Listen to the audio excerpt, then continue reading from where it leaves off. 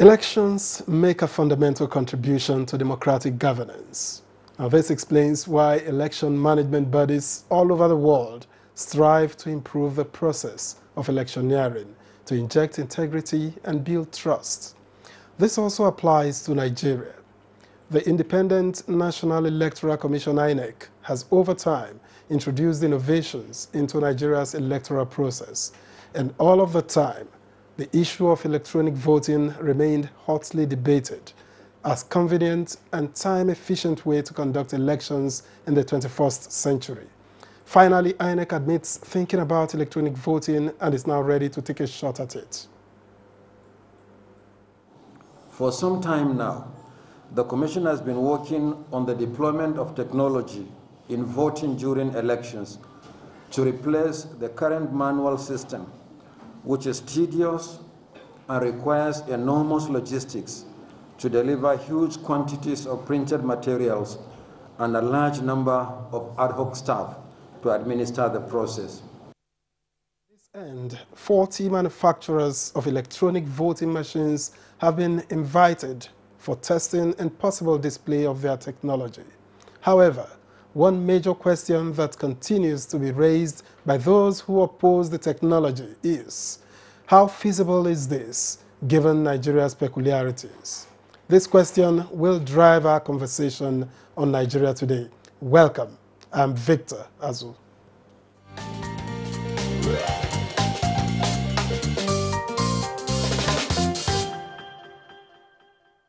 Now, to discuss the proposed electronic voting, I have been joined by Austin Aigbe. He is of the Center for Democracy and Development. Welcome to Nigeria Today. Thank you so much. I have also been joined via Zoom by Festus Okoye, National Commissioner in charge of Information and Voter Education at the Independent National Electoral Commission. Mr. Okoye, it's a pleasure to have you join us again. Thank you so much. Now, let me stay with you, Festus. I cannot deny that electronic voting has been a major subject of interest among Nigerians for some time. But why now? We made a commitment to the Nigerian people that we are going to deepen the use of technology in the electoral process. And even before this period, we have been carrying out some test runs of different technological solutions that will assist in deepening our electoral process and also instituting a credible electoral process. So this is just a step in the right direction. It's just a step forward in relation to what we have been doing in terms of deepening the use of technology in the electoral process. And as you know, even before now, we have digitalized the nomination processes of political parties. All the political parties now submit their nominations and the particulars of their candidates electronically. Civil society groups and organizations apply for accreditation electronically. The media also apply for their own accreditation electronically. And as you are aware, for the National State Constituency election and the Edo governorship election, we introduced a result viewing portal from where we uploaded from EC8A for public viewing. So we've been moving in a particular trajectory, and we are not going to depart from that. So the introduction of electronic voting machines, I think, is a logical outcome of what we are doing, and we will we promise the Nigerian people that for the Anambra governorship election that will take place in 2021, that we are going to use electronic voting machines, and that's exactly where we are now. Right, I was hoping you were going to tell me that COVID-19 played a part in this. In any case, how prepared is INEC to make the shift? Well, we prepared. Yes, COVID-19 played a part, but what COVID-19 did was only to accelerate the process of the introduction of technology in the electoral process. If we were slow in the introduction of technology in the electoral process, COVID-19 gave us the impetus and gave us the leeway to accelerate that particular process. I think that Nigerians are ready for this particular exercise. And you can see that with the nomination processes of political parties there was limited human interface and interference in this particular process, and it was completely seamless. And then the introduction of the Resolve Viewing portal has also given added credibility to the electoral process. So I think Nigerians are ready, but we must also get the political parties ready for this particular process. But if you notice, what we are doing is to find the relevant technology, the technology that will suit our circumstances, the technology that will suit our environment, and also the technology that will be relevant to our own electoral process. And that's why we have invited over 40 companies to come and test run their technological solutions. And then at the end of the day, we will see which one fits our circumstances. But in introducing and imputing technology in the electoral process, we must also recognize that we also have blind spots in our country. We also have challenges with networks. And also we have places where the major networks do not yet cover. And so we are taking all these things into consideration in making a determination on which technological solution will suit our circumstances. Thank you very much indeed, Festus Okoye, for your opening shot. Let me get back here with Austin Aigbe. How feasible, in your opinion, is electronic voting at this time in Nigeria? I think it's important to have a definition to the concept of e-voting.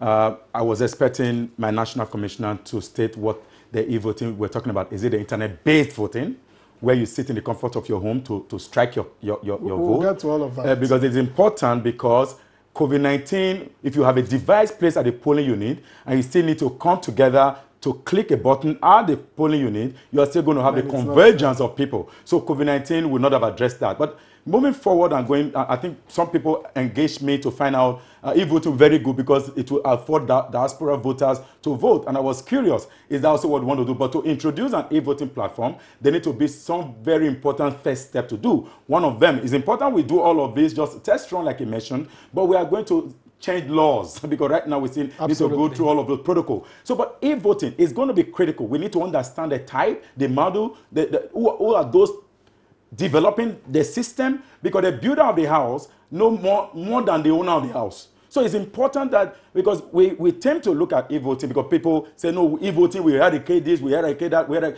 Yes, I believe that e-voting, we eradicate vote buying. I believe that. It will drop to barest minimum violence, electoral violence. But while eradicating those, if we are not conscious of the kind of technology, we are going to bring it to breed new actors on board. Those, I mean, my national commissioner will remember in 2019 the number of times that INEC website was targeted. So it's important that we know, until we know the kind of technology. These are all the issues that we'll take on board in this conversation. But in any case, you have used words like you have talked about eradication, and I want to double check with you. Do you mean mitigate or you mean eradication?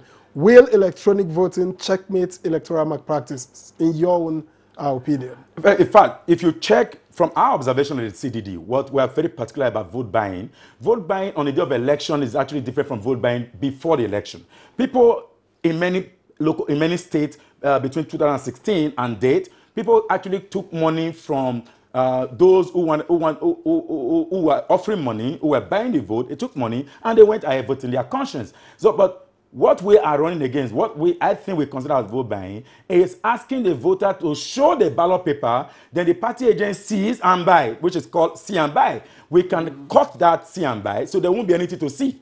So you just go into a cubicle or something, and you click a button, and there won't be anything to now show that you voted for XYZ. So that will be cut off. But to say that the voter will not collect money before or after, for now, that conversation may not even come in, because after all, in the last British election, the UK election, the Prime Minister was seen carrying groceries from a place to place. So would you not consider that as vote buying? Interesting. Anyway, let me get back to Festus Okoye.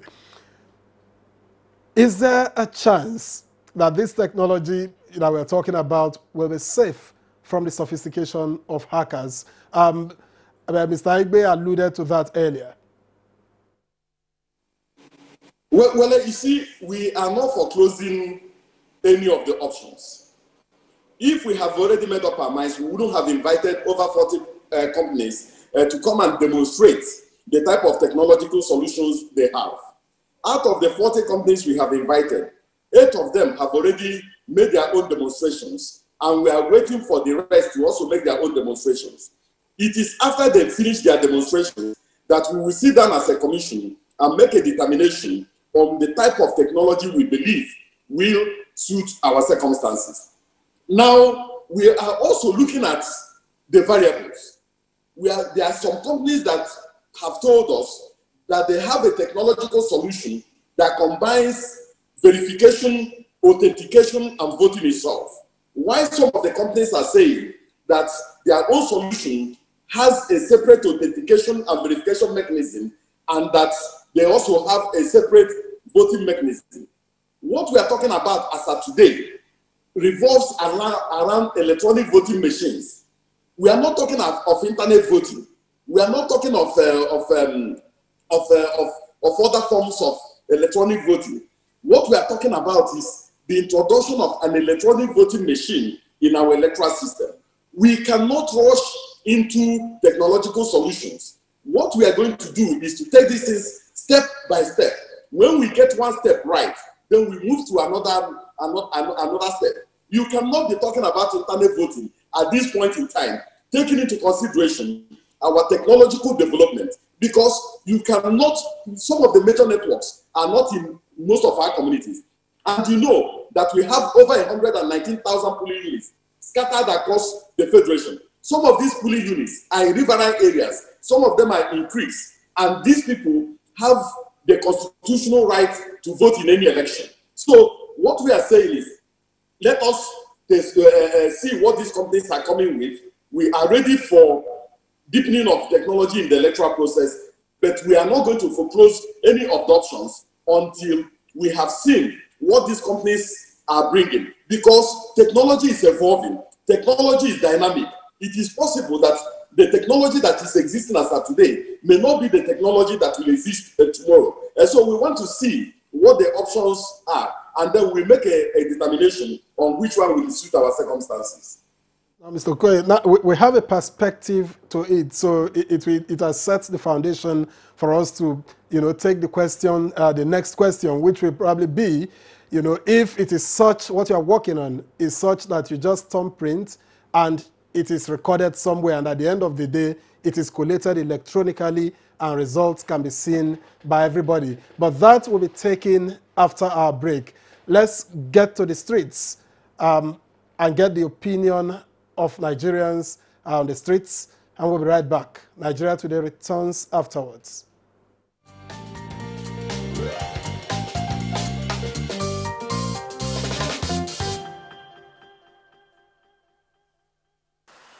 E-voting, I think e-voting is good.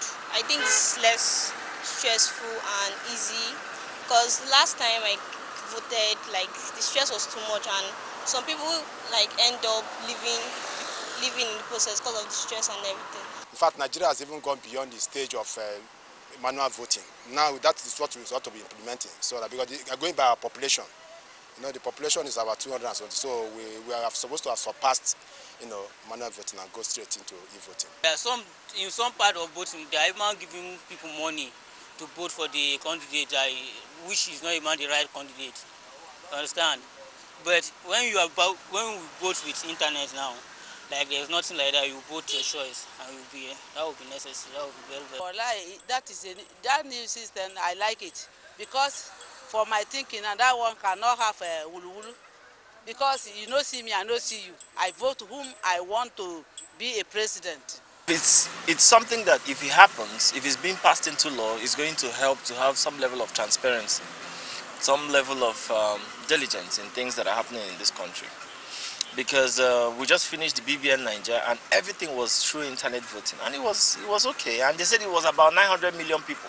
But I know that when you can stay in your house and vote, and it will be transmitted immediately to INEC server, all this issue of ballot snatching and what have you will be a thing of the past. That would be a good idea, but the only problem I will see there is, what if they are hacked?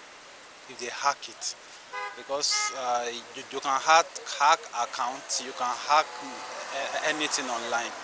But that will be a good thing. I'll just stay in my house and then I'll vote for whoever I want.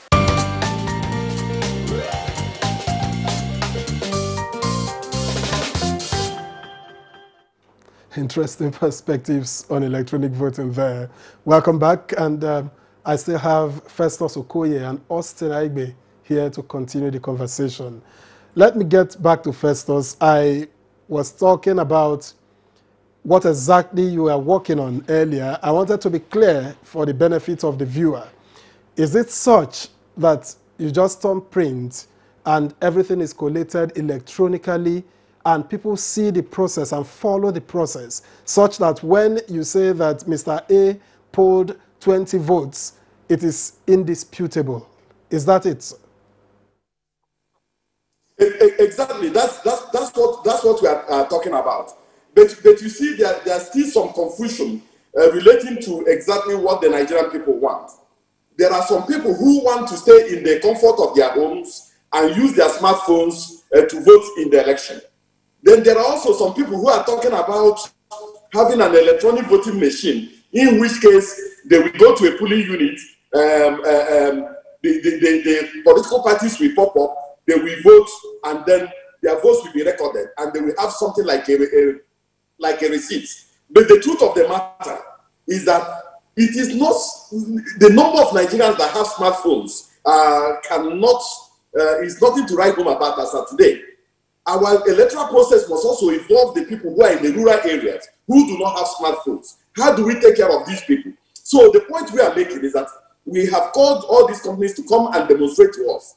We are thinking of having an electronic voting machine, a machine that you take to the polling unit. You go to the polling unit, you do verification, you do authentication, and then you vote for the political party of your choice. And then your vote will be transmitted electronically, and you have a receipt showing that you have voted. So that is what we are thinking as of now.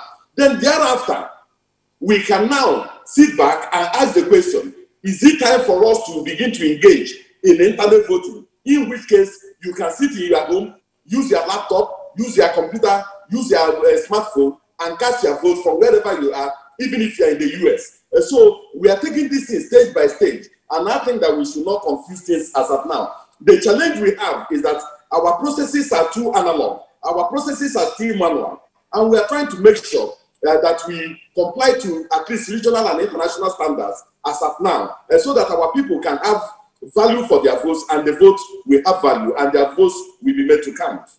Thank you very much indeed, Festus Okoye. Back here with Austin. Now, if we are able to pull this off, what are the prospects for Nigeria's democracy? To be sincere, if voting that's been proposed, I want to beg INEC, there should not be any form of receipt given to anybody that shows a party the person has voted for. That we are going to be promoting vote buying again. So that's on one aspect of it. In some countries, what they do is to have that receipt printed into a safe that is secured in case it has to be contested in the future. What that means is that you vote, you click on the button at the polling unit level, it prints up what we call the ballot paper, it prints it, put it in that safe that nobody has access to. So that if the result is contested, we can have a backup in terms of the paperwork. That paperwork should be the property of the commission, not the property of the person who voted. The person who voted already know he voted. So why does he need a receipt? He knows he voted, he clicked on the button. So that's fine. Then I think, with all due respect, that this innovation will reduce the cost of election. Very, very remarkable cost of elections, wherein we deploy a huge number of people to what collation point. In fact, 4 individuals per polling unit, 100 and almost 200,000 polling units across the country, plus the voting point. So you are talking about almost 150 or thereabout polling units. So you are going to be needing 4 times 150 something individuals at the polling unit level. So by the time you translate to the word, you get another set of officials. You move to the local government, another set of officials. And all of this, cumulated with the security architecture and the paperwork, we can cut that off. That is important. But what we are curious about is the movement of that result electronically if it's not properly in a blockchain technology. It is important that INEC studies that blockchain technology that deprive people from hacking. And I trust the current members of the commission because I think they've listened to goodwill and they are able to identify the kind of technology. When people talk about we are ripe enough or we are old enough, Germany, the US, we're still talking about sending paperwork. In all of this, have we considered those who are not ICT compliant in all of this, Mr. Igbe? So the question about ICT compliant, that's why INEC at the polling unit level had, they introduced, before now, if you remember 2017 elections, there are usually 3 people, the presiding officer and 2 clerks. But right now you have 3 APOs, APO 1, 2, and 3. The last APO was introduced for some kind of helping to situate some things. So when someone goes into vote and doesn't know it doesn't know how to click the button, the APO3 can actually do that job. I don't know if that's changed, but that's usually be the position. So when people come in to vote on election day, whether the person living with disability, whether it's blind or what, so somebody can actually help if he doesn't want the family member or the party agent or whoever to help. So an INEC official is standby to help that individual. So it's the same process. You just click the button and get it done. So it wouldn't be an uphill task. All right, let me get back quickly to Festus. I think we can safely say now that what INEC is considering, since you cannot sit in the comfort of your homes to vote, diaspora voting is also out of it because you have to be physically available to be able to use the the technology that INEC is talking about. But I want to find out from INEC, is it possible, the amendments that you need to pull this through, have you considered it? Will it scale the hurdles of the National Assembly, given our peculiarities? Yes, we are confident that we are going to get the buy-in of the members of the National Assembly into this particular process. And we're also confident that if the bill goes to the president, that the president will assent to it. Now, sometime in February, we had a meeting with the Senate Committee on INEC and the House Committee on Electoral Matters relating to some of these things. And one, there's already an agreement that we should deepen the use of technology in our electoral process. Secondly, there's also an agreement that the time has come for us to introduce electronic voting machines in our system. And then the third agreement is that our electoral legal framework is too manual, and that we must make it in such a way to give the Commission the power to introduce relevant technology into the process as at and when due. And so we have an agreement in relation to this. And we are confident that in the next few weeks, the National Assembly will conduct public hearing, and some of these suggestions and recommendations will be on the table. So the issue is really just cleaning up the process. But I think there's an agreement that we need more technology in the electoral process, and that the time to do that is now. Festus Okoye, National Commissioner in charge of Information and Voter Education at the Independent National Electoral Commission, thank you for your insights. Thank you so much. I wish you all the best in this process that you're about to take. And let me get the closing thoughts of Mr. Igbe here. Your final remarks. While it is important that e-voting comes in, it's also important that we get the right choice, because it's not enough to have a solution that brings another level of challenge. In doing e-voting, which is very critical with the reduction of the cost of elections, it is important we get the right one, not because we want one.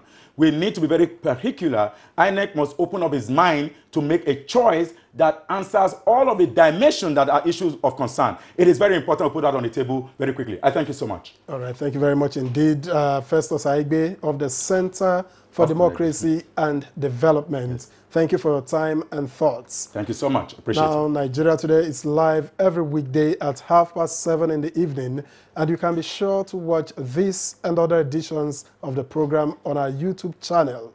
My name is Victor Azu. Thank you for your company.